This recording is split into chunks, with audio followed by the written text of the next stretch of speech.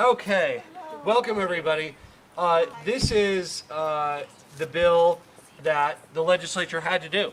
The legislature's a lot of the great things they did do. We signed some of the COVID relief bills, but if the legislature doesn't appropriate money, government grinds to a halt. And they rose to the occasion. And I want to thank Chair Danae Escar for her amazing work, and as well as all the members of the Joint Budget Committee. This was a much tougher job than what they thought they were getting when they joined the JBC. And I also want to thank the JBC staff. Who's here from the JBC staff? Steve. Yes, Steve, thank you for your amazing work. I want to thank OSPB as well. It took countless hours in a compressed timeline, a disrupted timeline, with remote work to prepare this year's budget for the state of Colorado. Unlike the federal government, our legislature has to balance the budget, and they did an amazing job really making the tough decisions that they had to make to produce a balanced budget, which I'm about to sign. I also want to thank my budget director, Lauren Larson, for her amazing work, the countless hours they put in along with JBC staff, just figuring out how we could produce a balanced budget for the state of Colorado that left intact some of our most important priorities for value that we deliver to the residents of this state. Remember, we went from a projected surplus to a projected shortfall practically overnight. And the JBC team and our team really moved mountains to reorganize, to rewrite a budget that made sure the state could continue with our necessary COVID-19 response, and of course make the cuts they're required to make, but do so in a way that was evidence-based and that made sure that we were investing in supporting the programs that Coloradans need the most in these difficult times. Now, we need to continue to work hard to protect our neighbors from this virus by wearing masks in public, by staying 6 feet from others, by staying home when we can. We need to do it, of course, for our own health, but also for our economic livelihood and for the economic recovery of the state. We want to make sure that we don't give the virus another foothold here that leads to additional economic disruption in addition to loss of life. Now look, our economy nationally and internationally is going to continue to face challenges, but we want to make sure that Colorado is on a path to a robust recovery. And as we rebound, we'll continue to work with the JBC and others to make financially responsible decisions, to live within our means, and to continue to invest in the programs and services that are at the core of our Colorado way of life. I know that this isn't the budget that any members of the JBC expected to deliver or that I expected to sign just a few short months ago. But the JBC's hard and difficult work has minimized the damage that this budget does and gives me confidence that Colorado will have a strong recovery and continue on delivering our promise of protecting our air and water and reducing health care costs and investing in our children. It's now my pleasure to introduce the chair of the Joint Budget Committee, the Pride of Pueblo, Representative Danae Escar. Thank you very much, Governor. Appreciate you having us here today in this beautiful garden.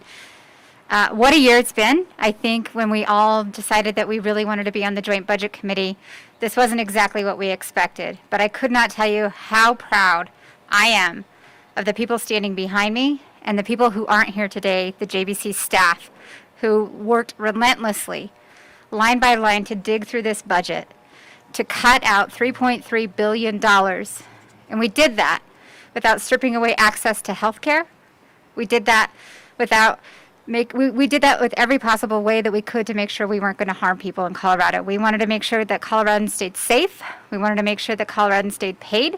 We wanted to make sure that small businesses would be able to recover. We worked very hard throughout this entire budget to make sure that Coloradans came first and the cuts came second. We couldn't have done it without the amazing staff behind us. I want to thank Director Carolyn Campman. We joked often that as first time as chair and first time as director, we sure had our work cut out for us this year, and we weren't expecting it. But there's no way we could have gotten through any of this also without the support of our family and our friends. What normally is a 6-month job instantly turned into an 8-month job. I know that I spent maybe sometimes 6 days a week up here away from my wife, working hard to make sure that we were getting the job done for all of Colorado. And we can't do that alone. I can't stress enough how thankful and grateful I am to have had this job, because it may not have been fun, it may not have been easy, but I guarantee it was heartfelt, it was thoughtful, and we had an amazing team that pulled it through in the end and got it done. So thank you, Governor, for signing this today. I know it's not a budget that any of us love, but I think it is a budget that we can all be very proud of. Senator Moreno. Good afternoon, and thank you, Governor, for signing this hard-fought piece of legislation today.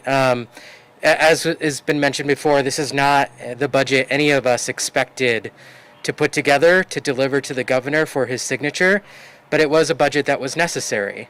When the legislature paused, we did that knowing that we would have to come back and deliver a balanced budget before the next fiscal year.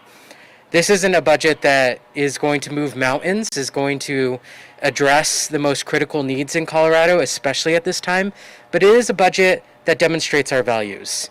It protects housing. It protects child welfare. It protects food assistance. It protects Medicaid. And it protects people with intellectual and developmental disabilities. I think that all of those things are important things to stand behind. They demonstrate our values as a state, and I'm proud of the work that we delivered. So with that, I only have one question for the governor. Are there any line item vetoes? There are no line item All vetoes. right, let's get this baby signed then. Okay.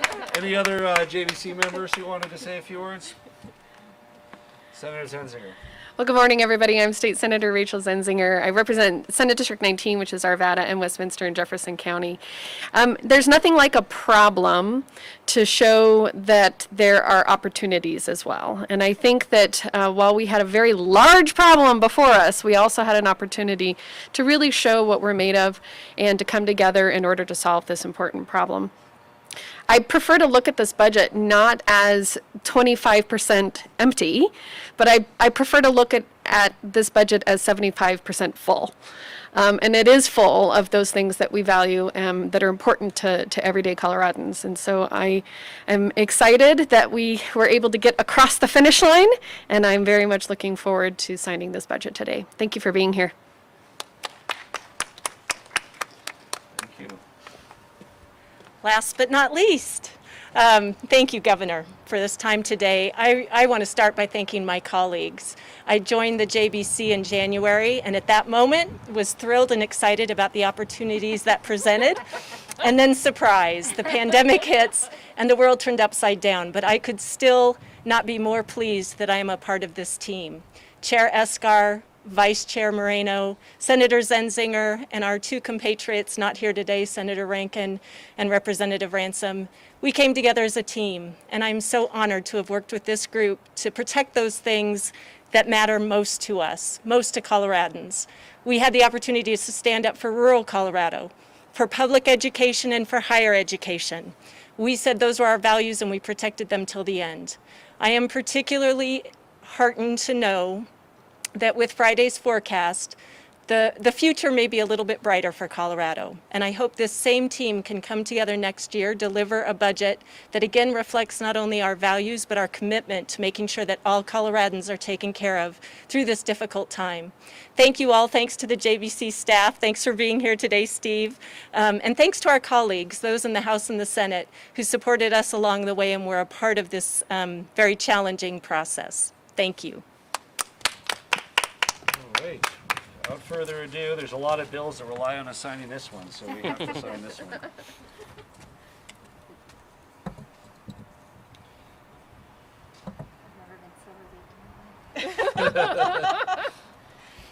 Yep.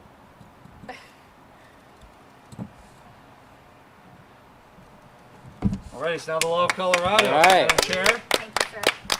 Thank you. Thank you. congratulations. Thank you. Oh, good. There we go. Thank you. Well, good. These are for, I think, Okay, Bob and Kim. Bob and Kim. Yeah, these are for Bob and Kim. So, Great. Thank you. Thank you. congratulations. Thank Yeah, you. well done. See, there was nothing left to line item veto.